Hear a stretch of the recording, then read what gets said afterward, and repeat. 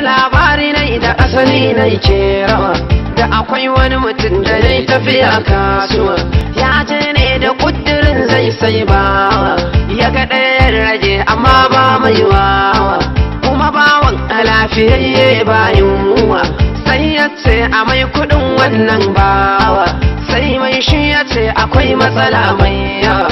bawan nama annamimi ne dan uwa sai mutumin ya ce faɗa mini ya kai nawa in matsalar kenan a gula ba damuwa an ka faɗo kuɗin ya bada ba kai ruwa to dan uwa saurari mai yayi a cikin gida